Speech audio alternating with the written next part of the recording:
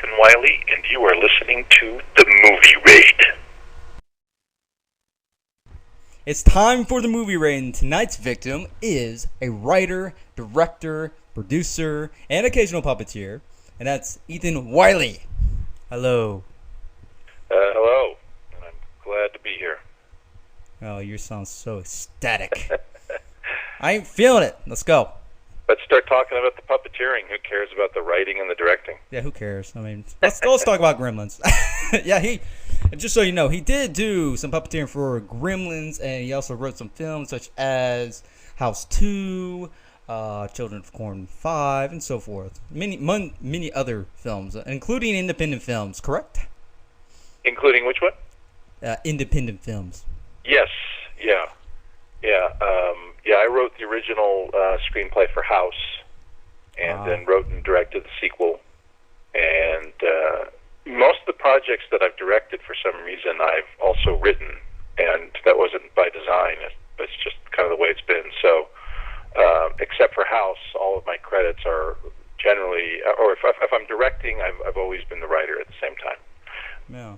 And in 2006, I formed my own production company, Wiseacre Films, and we've produced 5 movies since then, and with an emphasis on digital filmmaking.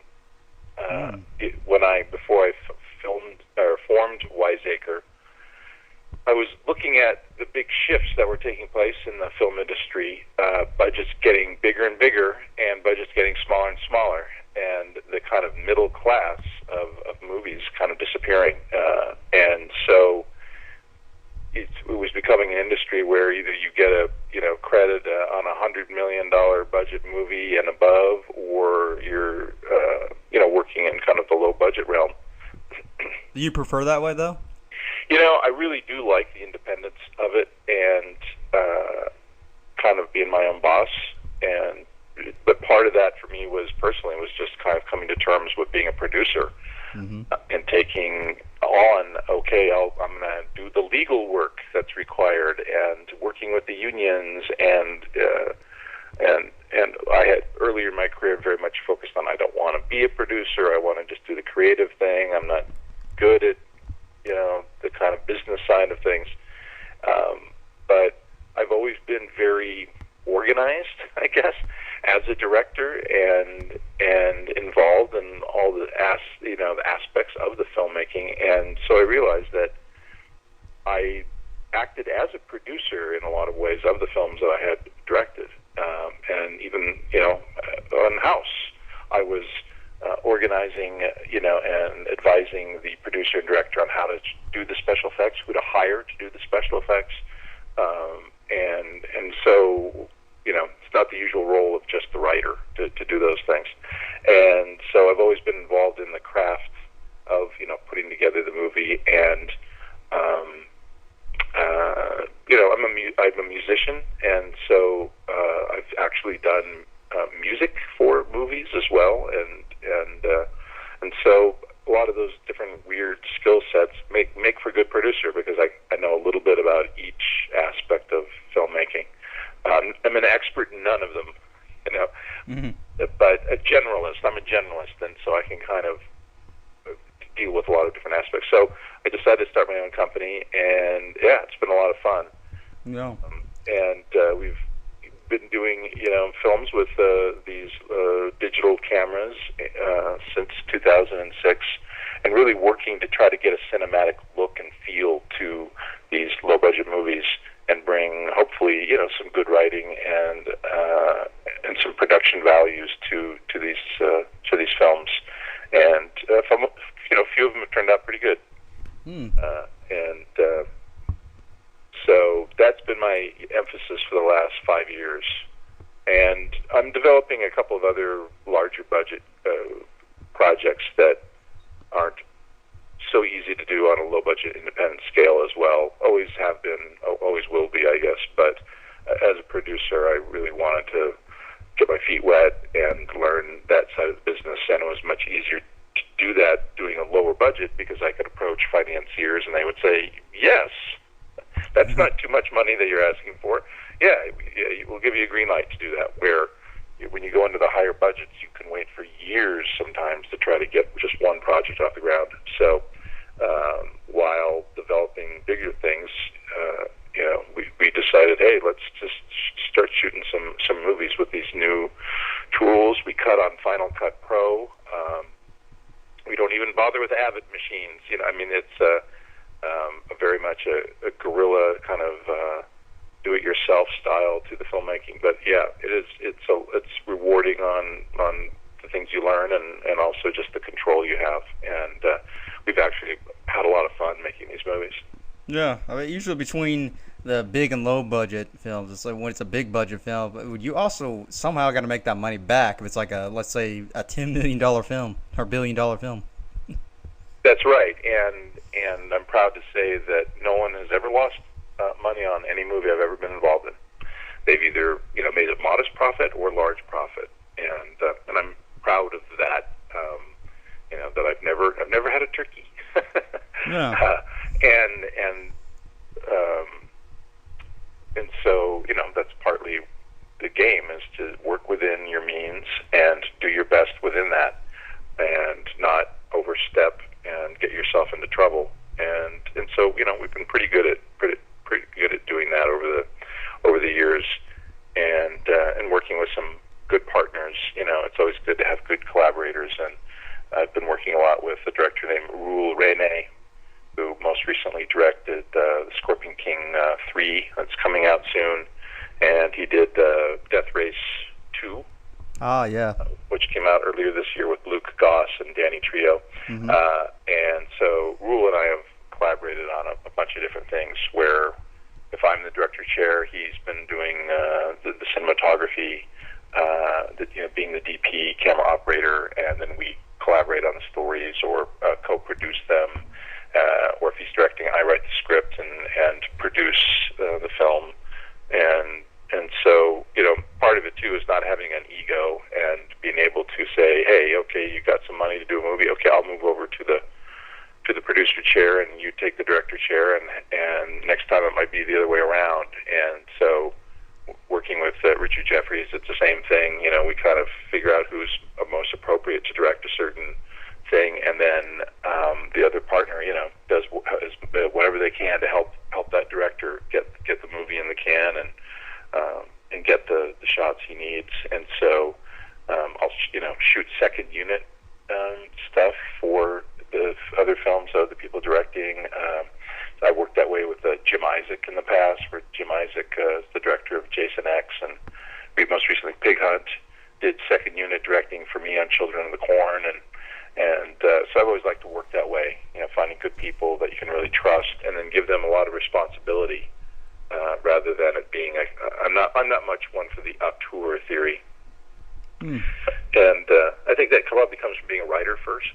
That how important the script is, and you see all the focus always totally on the directors, and realizing that great directors can't make a good movie without a good script.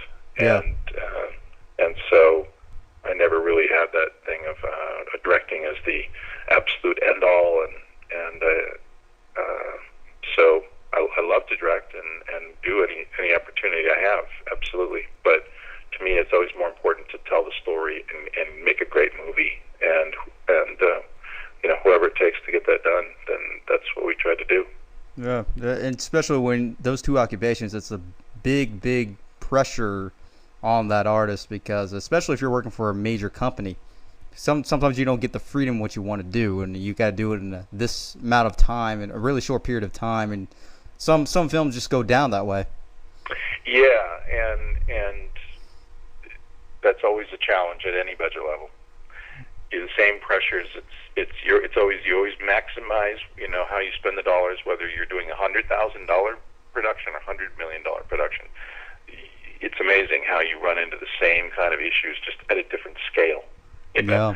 And the guy who's doing the $100 million movie, and he says, I only have 80 days to shoot it, I can't do it, And then there's the guy who's making the $200,000 movie, so I only have 12 days, I can't do it. Yeah. It's crazy, man. Especially when you get a specific actor and you overpay him over the entire crew. well, it's like the rest of society these days. Not to get into big political commentary, but the Los Angeles Lakers have the same issue. They pay a couple of superstars monster salaries, and everybody else is on minimum wage. Now, the NBA minimum wage is pretty nice, but we're seeing that everywhere, and it's happening in the film business too, where there's a couple stars get paid millions, and the rest of the crew is told you need to work at minimum union scale or below, to make it all work. Yeah. And same thing happens at giant banks and on Wall Street. The janitor's not making hundreds of millions. A couple of guys at the top are, and so I think that's just it's the same in the film business as Wall Street or the NBA or whatever. Yeah, it's all chaotic, man. But as far as when you're writing and directing, as well as even producing, do you prefer studio or do you actually prefer the location? Because some actually prefer studio. It really depends on the project. Studios are nice to have where you can control the environment. Like, I couldn't imagine doing a movie like Gremlins totally on location. Yeah. Some location work, and but for something like that, we needed to build sets that had space underneath for the puppeteers, and you're not likely to go and find a house that has that kind of structure for it. So every film has its own requirements, and I just produced a movie last year called The Butterfly Room, starring Barbara Steele, the Scream Queen. Barbara Steele, the star of Hidden the Pendulum with Vincent Price, and she was in Fellini's 8.5 and all that.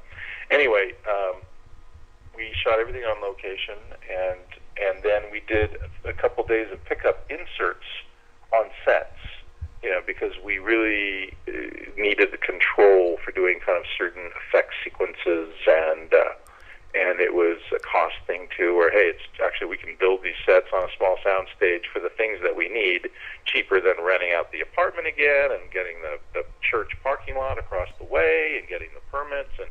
And so when you're in a sound stage, a lot of those challenges of location shooting, which can sometimes be a nightmare, go away, and you really have control. Or just find some rundown house like Texas Chainsaw Massacre. Hey, this one's sitting out in the field. Let's use it. Yeah, but at the same time, when we're doing our more low-budget guerrilla filmmaking, we will build the story sometimes out of locations that we find. The mantra is, your location is your production design when you're in a lower-budget movie. And you can't build sets and things. The movie Deadwater, a.k.a. Black Ops, starring Lance Henriksen, came out of finding the location first. Oh, there's this really cool World War II boat that's sitting there, empty, available for rental. If we can cut a deal with the guys who run it as a kind of naval history museum, and then we can film there. All right, let's come up with a storyline around this old World War II boat, and then we got a lot of cool production value. Because you're on this really amazing old ship with engine rooms and big cavernous storage, rooms and lots of interesting details and things, with very little money, and brutal. With Jeffrey Combs, I built a lot of the story around the location, where I kind of knew I wanted to do a small town kind of thing. Found a small town north of Los Angeles where I'd filmed before, and I was kind of aware of some of the things the town had to offer. So I thought, oh yeah, they have a school right there. We'll have this killer be a school teacher that we can use in school. And so that's but I like that. I kind of like being said, here, or given, here are your limitations. Here's what you have to work with. Now do something creative within those limitations. And that's always a fun challenge, to try to come up with an interesting story with the tools that you have available to you. One of the last movies we did, Bear, came about because our stunt coordinator Dickie Beard said, "Hey, I know a guy who's got a bear. He's got a grizzly bear, and It doesn't kill people. It's well trained. Wow. And so we were like, okay, let's come up with a bear movie. And also making sure that, of course, that there's a market for the style of the film, and we always vet that kind of first with distributors and sales agents and stuff to make sure that we're making a movie that will get good distribution. And so far, every film that we've done has gotten worldwide distribution. Wow, that was pretty awesome, man. Yeah. But it's just like now that with these big films, as I said, it's always a new era now, and we got remakes out the ass, and we got a few occasional creeping up prequels here and there, and now they're making nothing but superhero films. Apparently, that's the biggest new trend.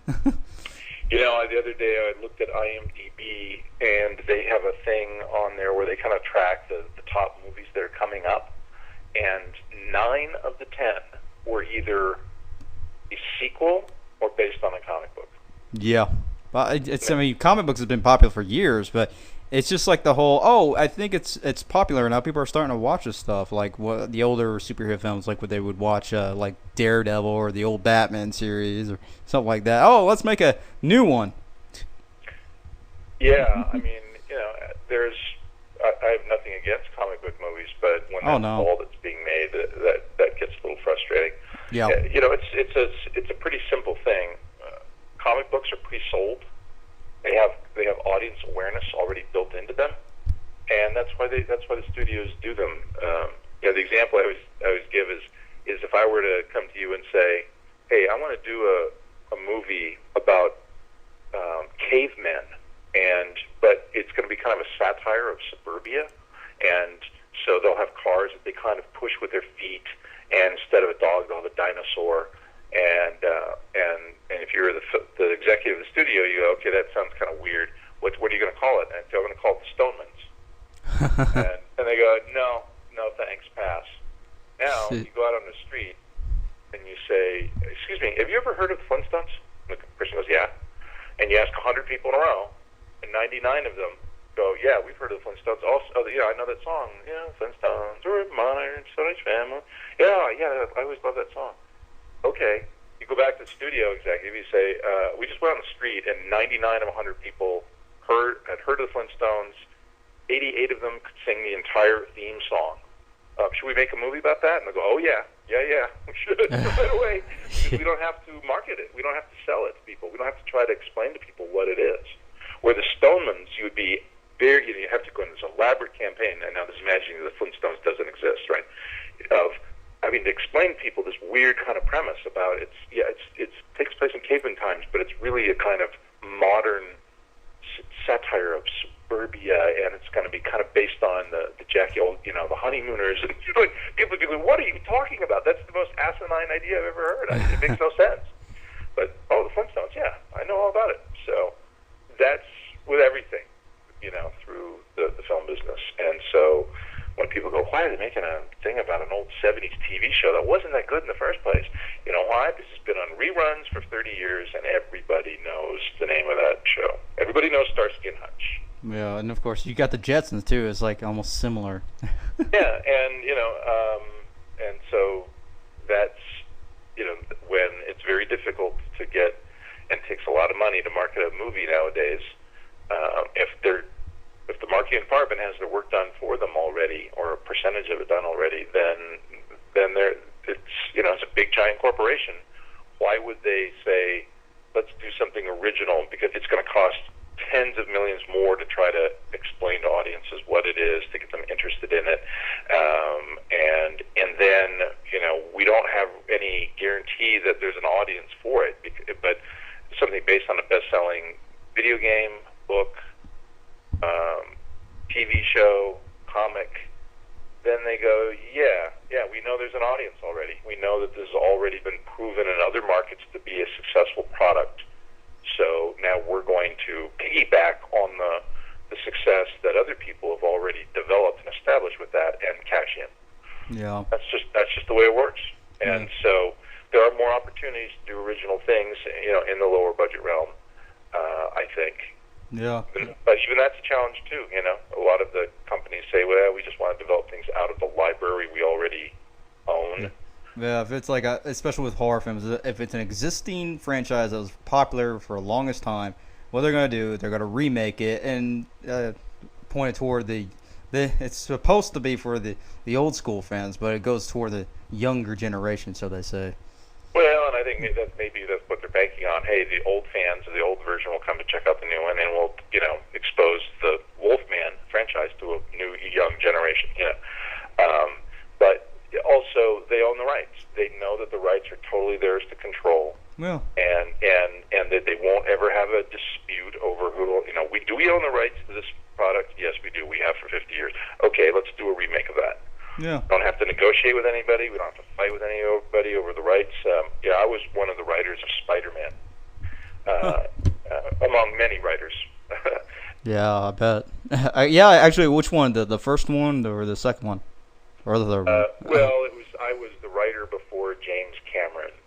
Okay. And there were many writers after me, but the legal rights of that were a mess. And I wanted to make that movie for 15 years, and I couldn't get it made because certain rights had been sold off. And like when I did my draft, they told me you can use the Spider-Man character, but you can't use any of the storylines because we have the rights to Spider-Man, the character, but we don't have the rights to the stories in the comics.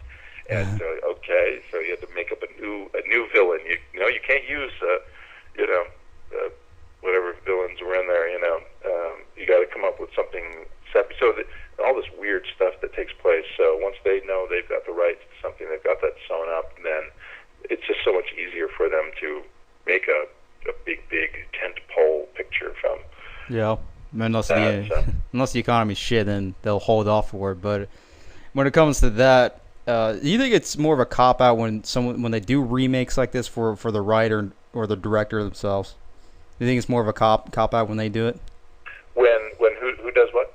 Well, if a writer and director agrees to do a remake, do you think it's more of a cop out doing it because it's a remake off an existing film? I think it depends on the film, the circumstances. There are films that had great premises that were done pretty poorly the first time around, and you think, hey, that's worthy of a remake. Or maybe it's been many years, and like a new artist covering an old song, that maybe actually will turn people into fans of the story, and they'll go back and check out the original movie as well, and it could be a positive. Then there's other ones that where a movie that was successful 2 years ago is being remade, and you scratch your head a little bit and go, really? They're remaking it that fast? Yeah, some of them just...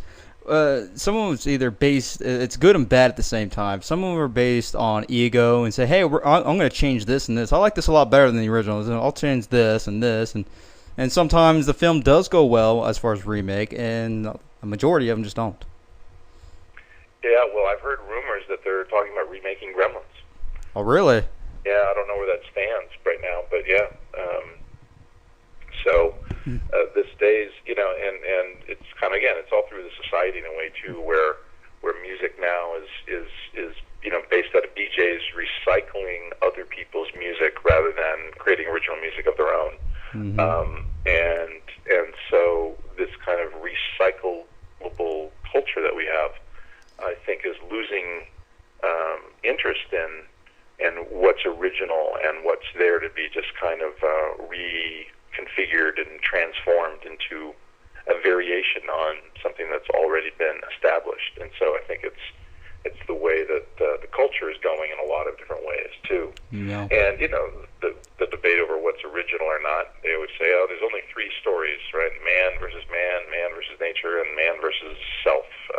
And then, there's only 20 kind of plots. You can almost boil any story down to these 20 different essential kind of plot lines that have a kind of mythic element to them. And so Shakespeare based most of his stuff on other people's plays, historical events. There's not a whole lot that he did that was original. He's considered the greatest writer in world history. So I think it always has to do with context, the quality of how something's being done, and it is the director or the writer bringing a new, fresh take, so to speak, on. Well, a lot of them will say it's a reboot, but really, come on, just say remake. Yeah, just say it. The reboot. It's a reboot. You're saying it's a remake or it's a prequel? Well, it's a cross between prequel and yeah. It's a pre-make. Okay, gotcha. Yeah. Yeah. Technology is so advanced in film, and it's amazing things. But CGI, it's the biggest thing that everybody uses now. And you got animatronic makers, puppeteers, that are doing these films, but a lot of them are going out of a job because of CGI. Do you think there's possible room or hope for these animatronics again? That's a good question. I think that in some ways the focus on CGI has been driven by moneyed interests that just see that as kind of an exciting thing. So even when it doesn't apply, or it is the best way to achieve an effect, people say, "Oh, we got to have a CGI creature." And you say, "Well, actually, we can make it look far more realistic with some more traditional techniques." People don't want to hear it. "Oh, no, that's old school. No, that's yesteryear." And so I think the pendulum might be swinging back a little bit, because there's been some movies with very disappointing CGI results, even when hundreds of millions are spent. To me, the best example is I, Legend. Yeah. Where they created these kind of humanoid, vampire-y things that absolutely do not look real for one moment. And for me personally, it made the movie very unscary, because I never really felt that the characters, the human characters, were in the presence of the actual creatures. And I thought, God, why didn't they get Rick Baker or somebody to do a fabulous makeup job on these characters? And then there's elements of CGI and special effects, visual effects, that you can bring into that process now. And so I think some of the more sophisticated things that are going on now are where people are blending techniques. And a lot of what we're developing now ourselves, we're talking about that approach. Chris Wiley, who was a makeup effects artist, has really stayed on top of a lot of these technological developments. So we'll talk about ways that we can enhance an animatronic effect with CGI, so that you have an actual physical thing that is then adorned with certain CGI capabilities. And to me, it's all about what's the best technique to tell the story. And when I was working for Chris Wiley and working at ILM when I first started my career, that was always the emphasis of Ken Ralston or Chris Wiley or Joe Johnston or whatever, was always about telling the story. And these guys were effects artists, but they weren't always like effects for effects' sake. They'd be the first ones to tell you, "Oh, no, let's just do something very simple here. We don't need to get too complicated, because that will tell the story better than if we get complicated." And so I think that's what filmmakers just have to focus on, is what's the most effective way to do this. And sometimes a makeup effect or an animatronic can give the director much more versatility, much more flexibility, longer shooting time with their creature. Other times can be the opposite, where animatronics is a pain in the ass and not at all conducive to the situation you've got, and it'd be so much easier to do a certain effect with CGI or as an optical effect, rather than trying to do it as a practical or realistic thing. So it's really, designing the sequences, really looking at what techniques can best tell the story and work within the production budget. And so, that's what we're working on, is integrating these things. And sometimes too, you'll have a certain shot as an animatronic and then a certain shot as a CGI shot, and they don't blend. Are we looking at a different creature now? So it's also making sure that these techniques work seamlessly and integrate, so that you're not, as an audience member, going, "Oh yeah, that's the puppet. Oh, that's the that's the CGI." You want people just seeing it as a character.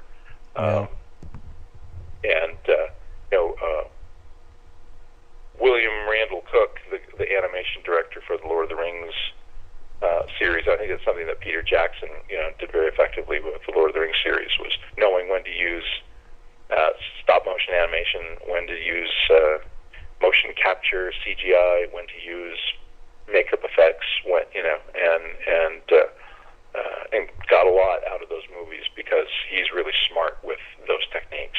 No, CGI. There's a proper use for it, but it's just pretty much so overly used in this point. They just slap it all over a film these days. It's a common thing, but I mean, come on, tone it down in certain points. And you don't have to slap it all over. You paint the entire film with that shit. Well, and great movies have been done entirely with green screens. But one of the things that I remember from doing Gremlins, for example, was that there's some shots in Gremlins where the dog is first checking out the mogwai in the box, and it kind of jumps back all scared and everything. Well, those are all real responses from the dog. None of that was trained behavior. We thought the dog would smell and know immediately that it wasn't a real creature or something. So we brought the dog on the set, opened that box, the creature popped out. That dog thought it was real, and there's a couple of really amazing, funny shots. Now that's a little thing, but to me, we never would have gotten those shots if you had been doing some kind of green screen CGI creature. And the same thing goes for humans. It's funny when you get humans interacting. We all know this with little kids. You get a little puppet on your hand, and the little kid will suddenly get lost in the fantasy of thinking this is like a real creature that it's talking to. And I think we do the same thing as adults. We have to suspend our disbelief, and the actors will do that too. Although they'll really start acting with the makeup effects or the creature that they're in front of, is something tangible that they can physically touch or that they're actually seeing, rather than, okay, pretend there's a monster that you're talking to a character here against a green screen. And it's an actor's job is to be imaginative and be able to pull that off. But I think you get a lot of happy accidents and interesting interaction with the real creature. I wonder if E.T. would have been the same, even though I didn't think the E.T. looked particularly realistic, or it was a very good creature in some ways. It looked like a piece of wood. Yeah. But the kid sells it. His response to that creature is so wonderful, so genuine, so sweet, and that you totally buy the creature, not because of the creature, but because of the actor who's responding to the creature. And that's something I learned early on too. That is so important, and that's something that you get from practical or animatronic type effects that you don't get. No. Or, working with a green screen. So again, it's always what's the technique, what's the best way to tell the story, and I'd argue that if you're going to do a remake of E.T., that you should do an animatronic creature, because you're going to have a 5-year-old and an 8-year-old working with that thing, and they're going to have so much more fun, working off a real character than one they're trying to imagine against the green screen. Yeah, if it's CGI'd, the kid is not really going to react to that creature because it doesn't exist. Right, exactly, yeah. So, here, I want you to talk to it. I want you to act scared from the closet. It's because some dude's like popping out of the closet. Right, yeah, and also to me, another aspect of that is you can have a character punch the thing. You can have him actually beat on it, and you can see the physical interaction. And if it's done well, to me, that heightens the sense of jeopardy, because I'm thinking, oh, wow, I'm seeing this guy getting slammed by something, and I can see it's really physically hitting him, or he's physically, hitting it. And again, there's certain animation stuff that's fantastic, and you can't tell it. Other times, though, where you just feel like, yeah, we're looking at two different planes of existence here. We don't really feel the blood and the sweat, the creature, coming at our hero, and so that's just as a storytelling thing. I always like to, I want my suspense to be suspenseful, and I think sometimes the CGI effects are visually spectacular, and you kind of have a wow factor, but they don't really viscerally, give you a jolt or get you excited. Well, look at Jaws, man. That thing was definitely not CGI'd. Yeah. They built nowadays, that thing. I'm sure there'd be a lot of shots that would be better CGI, but when that thing chomps down on Robert Shaw, even though it kind of looks mechanical, that's a guy being chomped on. Yeah, but it does have that real life look to it. Like, they could scare the shit out of you. If you were to have that shark today as an animatronic, no CGI or anything like that, and no one knew about this, and they touch it and they think it's a real shark. Yeah. And that's the beauty of it, because it's animatronic, man. It's not CGI. You can't get the full effect. So yeah, of course, there's CGI is not entirely bad. It's just certain points where it has a proper use to it. CGI is a very handy tool. It definitely is. And through film history, you have a bunch of tools available to you. Be smart and use the right tool. And don't just because you're enamored with, hey, look at the zoom lens. Now let's just use it constantly through the whole movie. No. Yeah. Lens is fantastic, but use it sparingly. Use it when it's most effective.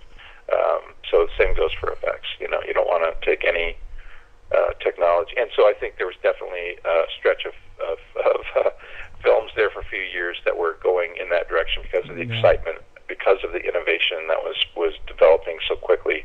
And I think people got very caught up and intoxicated on it, and would sometimes be blind to the results. It was kind of the emperor's new clothes in a way. You go like, okay, I know you spent $100 million, but it sucks.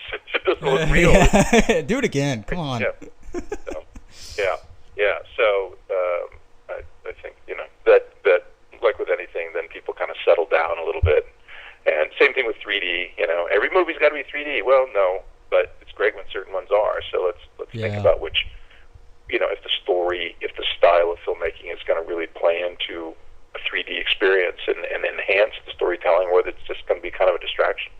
So it's great for kid films, like like Shrek or something like that. It's great for that.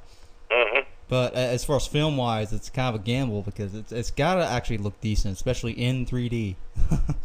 Yeah, and we're actually with some of our independent lower budget films working on that challenge right now of making a 3D film that will be of quality and won't give people a headache. And there are, just like with other things right now, there are all these new tools coming online every day, new cameras, new software that are beginning to get some of these things within. Yeah. At a certain level. And it also helps with the financial models of, hey, that this adds some value to the film so we can get a little more budget, to make a better movie overall because, people are willing to invest more if they think they're going to have a 3D version of the film. And so, that's good for a filmmaker if they, can get some more money for production value and all that. And there are the detractors, people who hate it, people who love it, but I think it's here to stay for a while at least. All the new Blu-ray machines, everything soon will all be 3D capable, and it will become just another option, for a consumer and for entertainment. Hey, do we want to see it in 3D? Do we not? And ultimately, it's good for the consumer if they have some options and choices. So I'm not opposed to it, even though I don't need it.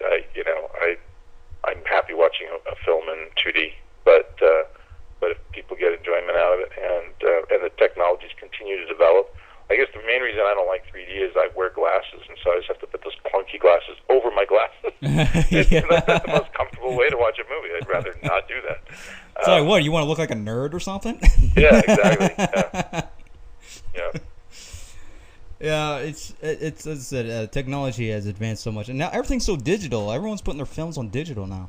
You can just download that stuff. It's not a bad thing, but it's also at the same time not a good thing. Well, it's not good for writers and directors' pocketbooks. It's the old thing where I'm personally directly affected when people download my movie because a lot of times nowadays you don't get a lot of money up front to make the film. Yeah. Budget's under control, so you didn't get rich making the film.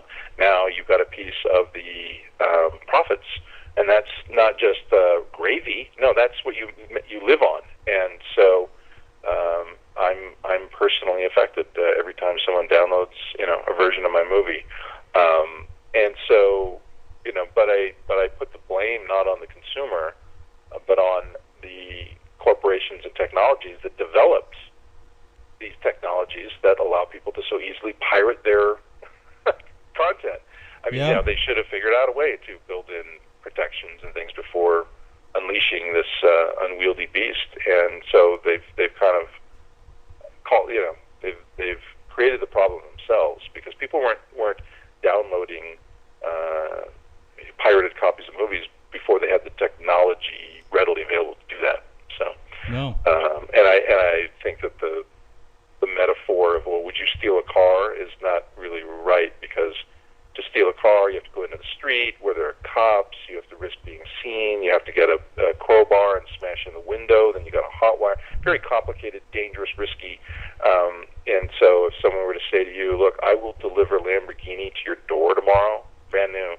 you have to do is hit this key on your computer here. Just tap it with your finger. And the chance of you getting caught at 1 in a trillion, you'll never get caught. I mean, you'll have a brand new Lamborghini and you never have to look back. Most people would hit that key. And that's all you have to do is with your finger, push down a little with your index finger. And so that's easy for people to do, and much easier than stealing a car or robbing a bank. So they're going to do it, and I don't know one person, myself included, that doesn't somewhere have a song that they didn't pay for, or a video that someone made a copy of, and even if you're always making efforts to pay and all that, somewhere in your CD collection there's a CD you didn't pay for. As a matter of fact, I got a couple actual film discs like that even too. When we're not conscious about it or try to be good about it, there's a pirated something somewhere around, always. So even the people that go to theaters, which is also an insult. The people go to theaters and they'll actually film the film. Yeah, but for me, it's like I'll wait a few weeks till the DVD's out. And then get it on Netflix, right? But they stick it on a DVD, they burn it onto a DVD, and they try to sell it. That's bad. Yeah, but they're going to be with the new digital distribution systems, video on demand, cable subscriptions like HBO. There's no reason to try to download and pirate True Blood on HBO because it's available to you for free. Yeah, it's not in You're paying a subscription, but I think we're going to see more of that kind of thing where you get a subscription to to Warner Brothers online library, and you pay a certain amount a month, and you can watch any movie you want from the library, like Netflix. And then that way, there's no incentive to pirate the copy because it's not costing you that much. And so I think the industry is going to go more toward those trends, hopefully, where there will be just less incentive for people to pirate because it's not worth the effort. I can just hit my Apple TV or my Netflix on my Blu-ray, and it just comes right up. And I'll $10 a month for that, sure. And then I can watch 100 movies if I want, or 2 movies. Okay, great. And so I think I know that I enjoy that flexibility, as a consumer. So I think that's their only hope, because they will never stop the actual digital duplication of things. It's now too ubiquitous. They can't reverse that. So they have to come ways to make it so that people don't have the incentive to download illegally. Yeah. So just buy their shit, man. That's the best way to report. Buy their shit. Don't just download it illegally. Just buy it. It doesn't. It maybe take a couple months for the DVD to come out, but it will come out, people. Well, again, I think the industry in some ways didn't help when they were charging $20 a CD when it cost them just pennies to manufacture, and built in some resentment from consumers who were like, wow, I'd like to listen to the song, but it would be $20 to listen to this one song that I like. I know. Yeah. And so now that it's 99 cents, it's a little easier. You say, I can just buy the song I like. I don't want to listen to the 9 bad songs by that band. And same thing with, remember back in the day when a VHS copy cost $79? I'm old enough to remember that when, it would cost, and then they would slowly drop the prices. A couple of years later, people go, what? Now you can get one for $19.99? I paid $79 originally. So I think, that's not getting the consumers excited about, they go, what, I'm going to download it for free. These bastards are always ripping me off, rather than saying, here's a quality product with a low price, don't bother downloading it, just pick it up right here, buy it.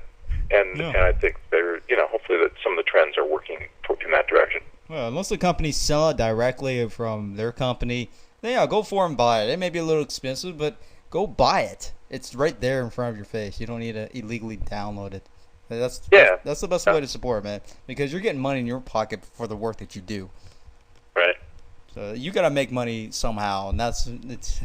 If you want to bitch and moan about the sales, then don't buy it at all.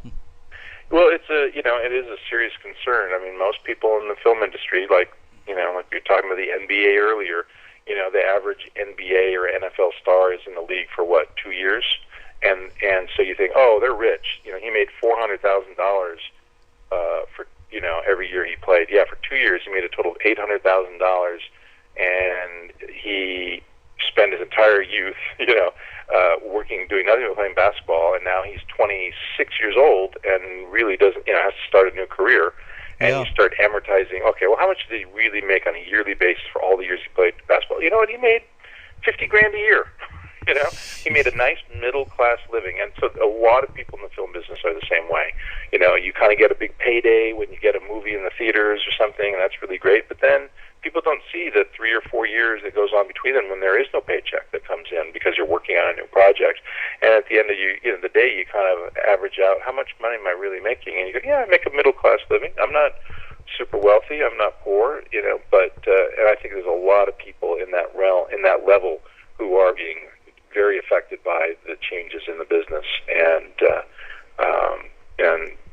just like everywhere else, you know, the middle class is kind of disappearing, and it's also disappearing in Hollywood. So it means you have to, you know, reinvent yourself. You have to look at different ways to generate product and income, and you know, it's in the middle of a giant revolution. Everybody knows it now, and you know, hopefully some new paradigms will develop in the years to come, and I think they will. It's already changing. From each film that I've done with Wiseacre Films, you know, the market, the money, how the pie is divided up when the income comes in, you know, is different for each film.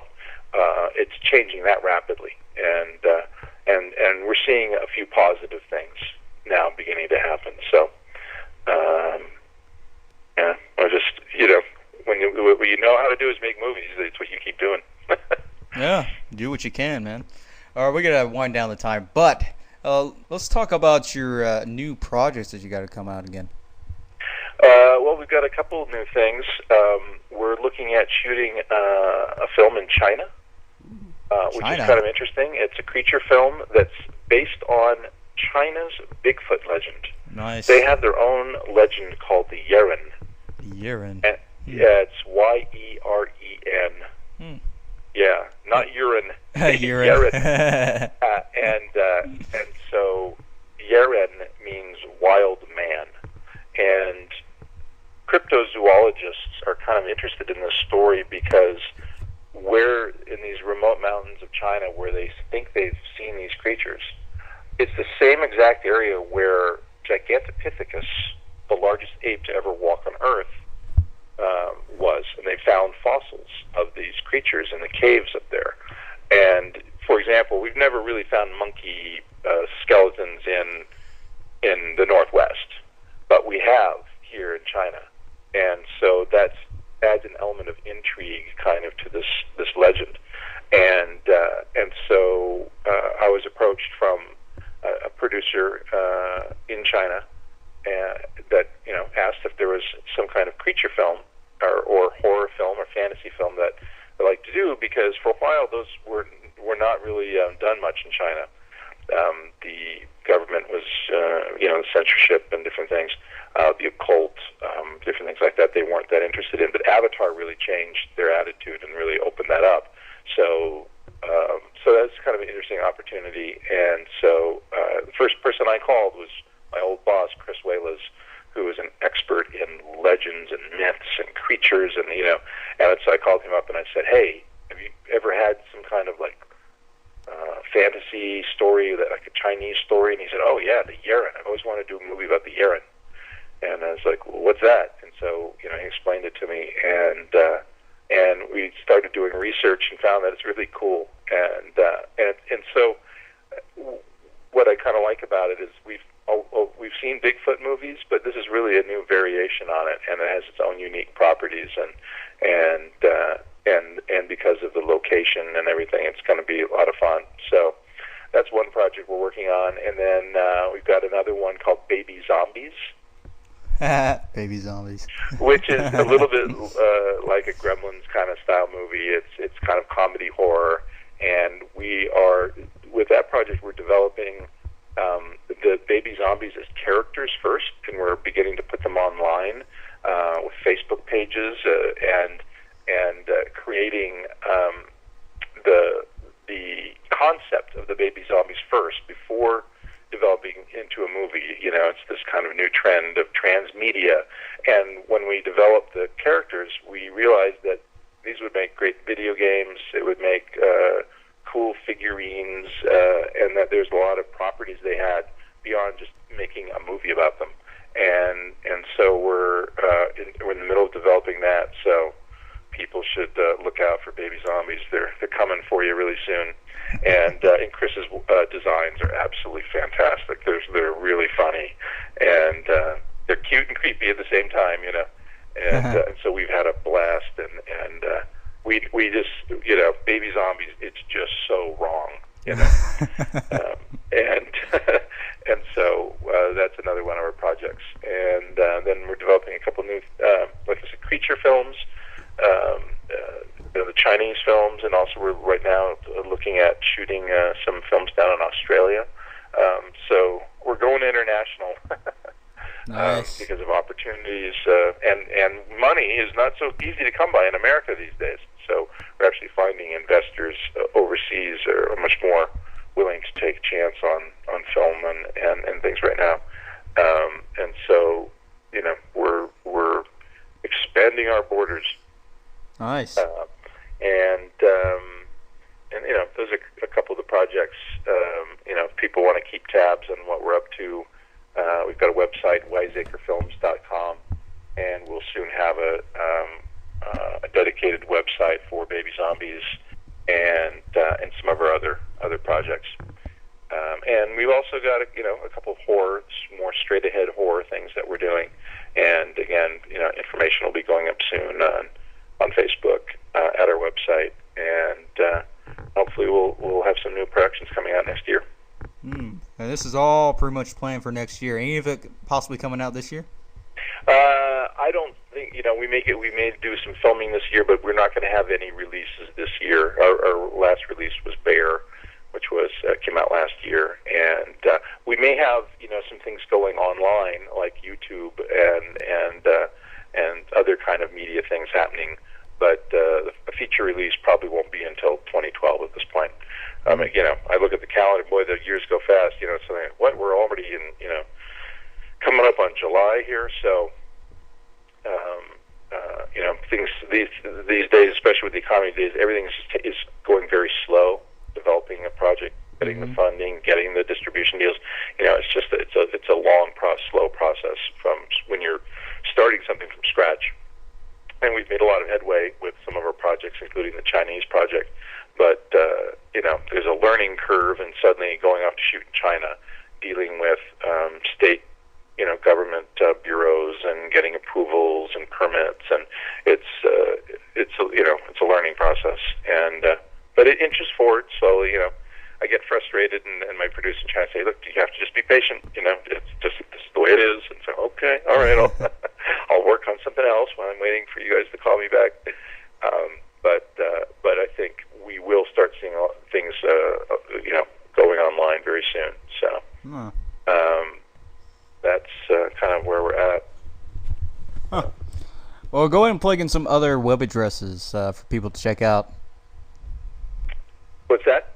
Go ahead and plug in some web addresses for people to check out any of these future projects or your current projects that you've already released. Yeah, I think wiseacrefilms.com, as it sounds, WISEACREFILMS.com, will pretty much direct you to the different projects.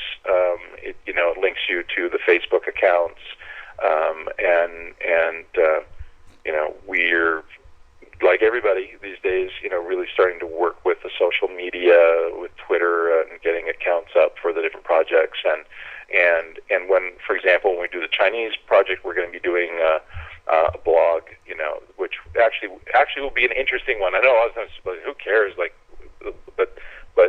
we're gonna go into China and basically do a behind the scenes about how do you do low budget filmmaking in China, and hopefully everything will go really smooth and there won't be any drama or problems. But I've been warned that may not be a perfect scenario, because again, there's a lot of challenges with communication and different things that go on there. But I think that will be really interesting to kind of follow the progress of that project, and because it really is a co-production with Chinese producers and filmmakers and American filmmakers, and so I'm excited about the challenge, and so that'll be a lot of fun. And again, yeah, people can find stuff at that website. And then, yeah, as other websites go online, the Baby Zombies website and everything, we haven't got our domain exactly. We have a bunch of different domains to choose between. But those will be up online, and we'll be doing different types of media for different projects. Cool. Well, there you go. Ethan Wiley, director, writer, producer, and occasional puppeteer. I still do puppeteering. You do it like all the time, or just when you can? Well, when I have to. When we're doing a movie about a bear, and we need a shot of the close-up of the bear head next to an actor, and we're told, no, you can't have the actor near the grizzly bear by your insurance company. And so, I'll still get in there and do some makeup effects when need be, and again, that's part of the fun of doing these low-budget movies. You usually wear about 8 different hats. I remember at one point I'll tell this little funny story on Black Ops. The director, Rule Randy, and I found ourselves at like 5 in the morning after the shoot. Everybody else has gone home, and he and I are down in the bowels of the ship cleaning up blood that splattered everywhere. We had like a scene where there's all this blood from the massacre, and everybody else, and it was a museum, and they were going to open it the next day. So we're there cleaning up the blood on our hands and knees after a grueling day of shooting. And I looked over to him and I said, "So it's great being a Hollywood producer, isn't it?" Yeah, that's the life. Sitting back with a cigar and a martini, barking orders at people. No, we were there on our hands and knees cleaning up fake blood because everybody else was gone. And so, it's independent filmmaking, and that's the way it is. That would have been great. It's like a new museum, and they come in there while you're cleaning up blood. The museum's under new management, right? Yeah, well, there was really the worry of, like, some people could stumble in there the next day and find what they think are, like, someone's been murdered on the ship. No, you can taste it. It's just Caro syrup. Go ahead, taste it. Making them taste it. Taste it, come on. We spent, like, a whole 7 days making the shit. You taste it. Blood tastes good. And so, anyway, but it's fun because it takes you back to your roots, when you were in film school or high school, and doing it all yourself and all that, and so again, it's we have a lot of fun with these films, and I hope that people who watch them and rent them get a sense of that they're done by filmmakers who love making films, and talking about genre filmmaking, my goal has always been to try to do it well, and that's still the goal, to make good horror movies, good creature movies that are fun and entertaining, and hopefully have some decent acting in them as well. Yeah. So, we'll just keep on trying to make a good one next time out. Yeah, just keep on trying. Yep. There you go, people. Ethan Wiley.